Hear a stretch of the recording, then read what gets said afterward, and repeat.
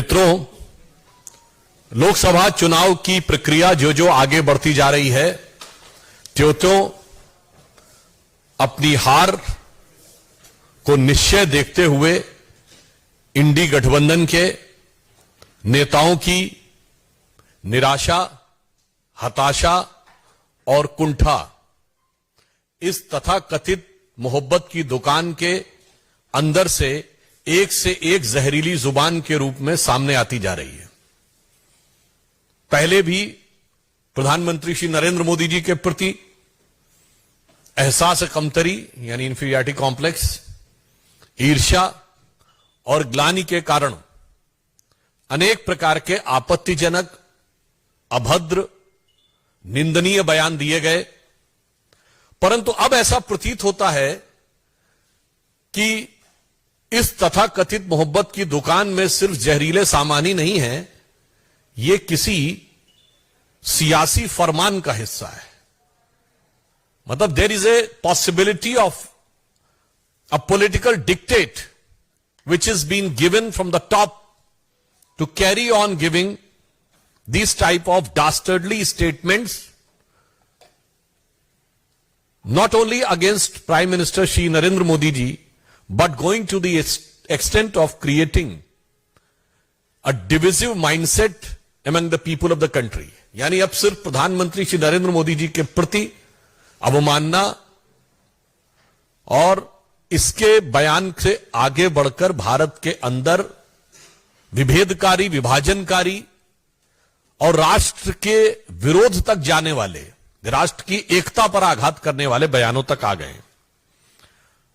और कई बार ये लोग किस प्रकार का ज्ञान देते हैं, यही समझ से परे है। देखिए देश को कैसे भ्रमित करने का प्रयास करते हैं। अभी केरल के मुख्यमंत्री श्री पिनारी विजयन ने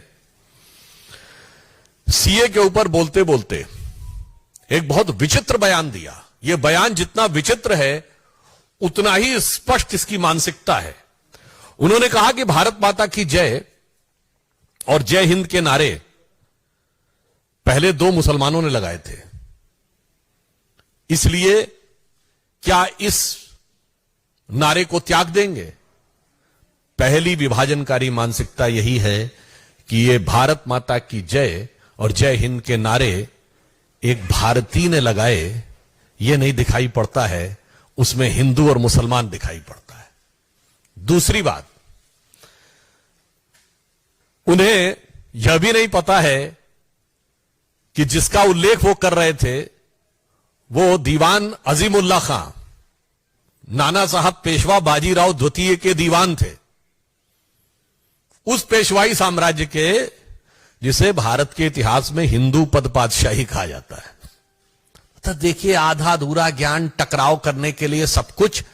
तो मैं इंडी गठबंधन और कम्युनिस्ट पार्टी और श्री पिनारी विजयन के ज्ञान में और अभिवृद्धि करते हुए बता देना चाहता हूं कि वंदे मातरम जो आनंद मठ में लिखा गया, उसका सबसे पहले राजनीतिक मंच के ऊपर जो गायन हुआ वो 1895 में कांग्रेस के कलकत्ता सेशन में हुआ और जिसकी अध्यक्षता रहमतुल्लाह अहमद सयानी ने की थी।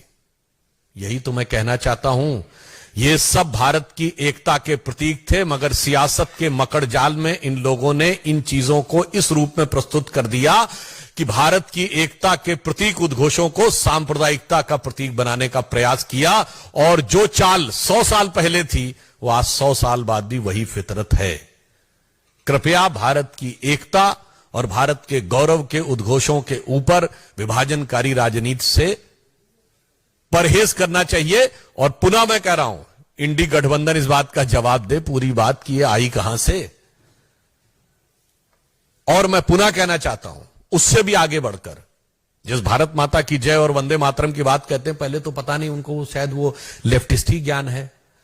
अरे भाई, ऋग्वेद के पृथ्वी सूक्त में लिखा हुआ माता भूमि पुत्रो हम पृथिव्या, ये धरती हमारी माता है, ये देश हमारी माता है और हम इसके पुत्र हैं। गीता भी माता है, गंगा भी माता है, गौ भी माता है, भारत भी माता है, धरती भी माता है। मगर कम्युनिस्टों को उसमें कुछ और नजर आता है। तो इसलिए अब यह सवाल स्वाभाविक रूप से बन जाता है कि इंडी गठबंधन के नेतृत्व के लोग इस बात का जवाब दें। अब आप आइए दूसरे राज्य पे। तमिलनाडु के मुख्यमंत्री एमके स्टालिन साहब ये कहते हैं कि तमिलनाडु के लोगों को उनके लिए वोट करना चाहिए और प्रधानमंत्री श्री नरेंद्र मोदी जी के प्रति उनके मन में, अब तो मैं ये भी कहूंगा, सिर्फ अवमानना नहीं है, असुरक्षा का भाव आ गया है।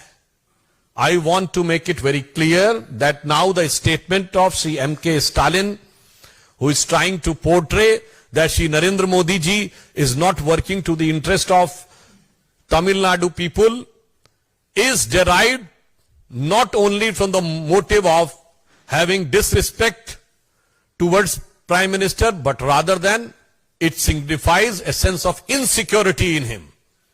Because at present, Prime Minister Shri Narendra Modi is the most popular leader even in Tamil Nadu.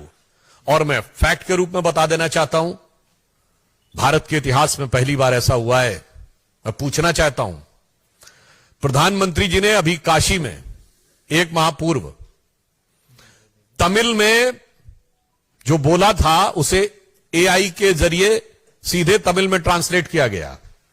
मैं विनम्रता और चुनौती से डीएमके से पूछना चाहता हूं कि आज तक कभी किसी भारत के प्रधानमंत्री की स्पीच रियल टाइम में जो हिंदी भाषी क्षेत्र में दी गई हो, तमिलनाडु में नहीं, हिंदी भाषी क्षेत्र में दी गई स्पीच तमिल में ट्रांसलेट की गई है? अगर की गई हो तो बता दें।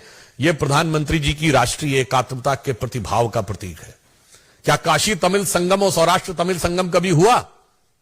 आज भारत की राजधानी दिल्ली में गौरव का प्रतीक जिसमें G20 हुआ, उस भारत मंडपम के बाहर नटराज की जो मूर्ति लगी है, यह तो तंजावुर की से निकली हुई नटराज की वह मूर्ति है जिसे तमिल संस्कृति में सबसे गौरव का प्रतीक माना जाता है। इसलिए मैं कहना चाह रहा हूं कि आज आप भी चाहें तो नमो ऐप पे जाके चेक भी कर सकते हैं, सभी भारतीय भाषाओं में रियल टाइम ट्रांसलेशन उनकी स्पीच का अवेलेबल है। भारतीय भाषाओं के प्रति जो सम्मान और उनके विकास के लिए जो कार्य प्रधानमंत्री मोदी जी ने किया है, शायद ये इन नेताओं के मन में असुरक्षा का भाव उत्पन्न करता जा रहा है। और हम ये भी पूछना चाहते हैं, आज तो आप उस कांग्रेस के साथ हैं जिसने एक नहीं अनेक बार तमिलनाडु में सरकार बर्खास्त की। श्री एमके स्टालिन कृपया बताएं कि 1998 में अटल जी की सरकार आने से पहले डीएमके की कौन सी सरकार अपना कार्यकाल पूरा कर पाई थी? कांग्रेस ने तमिलनाडु में कभी विपक्ष की सरकारों को कार्यकाल नहीं पूरा करने दिया। और श्री पिनारी विजयन बताएं कि भारत के इतिहास की पहली गैर कांग्रेसी सरकार 1957 में केरल में कम्युनिस्ट पार्टी की ईएमएस नंबूदरीपाद जी के नेतृत्व में हुई, क्या कार्यकाल पूरा कर पाई थी? इसलिए जिनका अतीत इतना खतरनाक है वो आज के यथार्थ से डर रहे हैं। Those who are having this type of dark past, now they are fearful of the present day ground realities, which is having a very huge support from the grassroots level in favor of Shri Narendra Modi. तीसरा, कर्नाटक से। अब बताइए, कर्नाटक के कांग्रेस सरकार के संस्कृति मंत्री श्री शिवराज तंगडाड़ी ने बयान दिया है कि जो छात्र मोदी मोदी के नारे लगाए उनके ऊपर थप्पड़ मारने चाहिए। मैं पूरे देश के जो भी इंटेलेक्चुअल एस्टैब्लिशमेंट के लोग हैं, अपार्ट फ्रॉम इंडी गठबंधन, पूछना चाहता हूं, क्या इस देश में लोकतंत्र को समाप्त करने का अरण्य रोदन करने वाले, की रुदाली करने वाले लोगों से पूछना चाहता हूं, राजनीतिक नारे लगाने के ऊपर आप थप्पड़ मारने की बात करेंगे, और वो भी प्रधानमंत्री जी के नाम के ऊपर, और आप कहेंगे कि यह लोकतंत्र है? और फिर वहां तो कांग्रेस की सरकार है।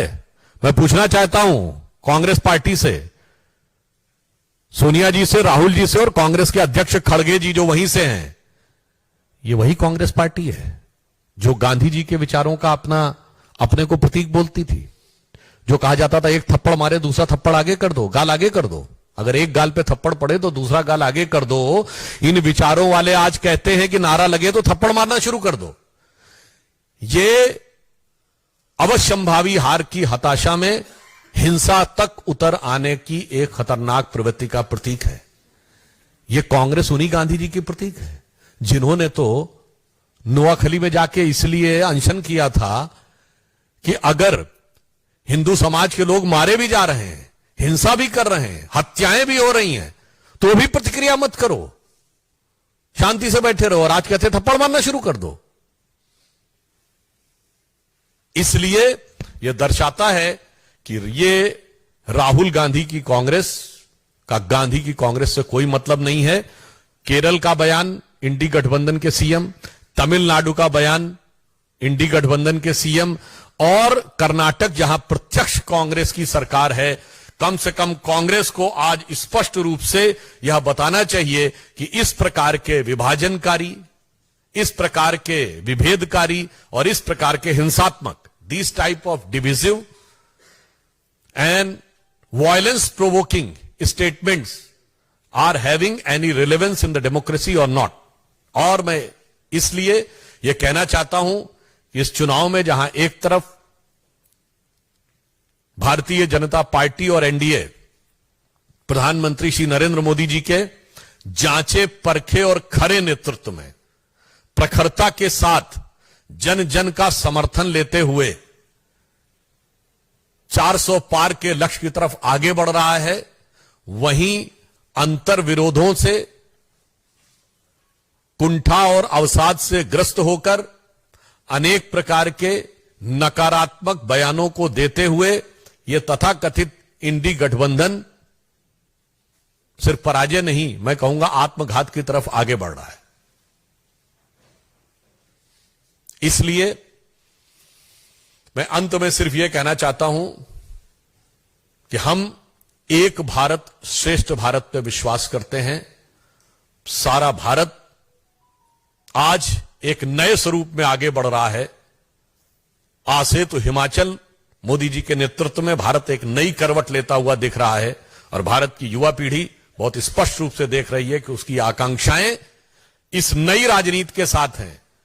ये पुराने जमाने की घिसी पिटी राजनीति, वर्ग, जाति, क्षेत्र में विभाजन करके व्यक्तिगत स्वार्थ और अहंकार को साथ में रखकर चलने की राजनीति अब पूरी तरीके से आउट ऑफ डेट, यानी कालबाह्य हो रही है, वो उसके साथ खड़े हैं।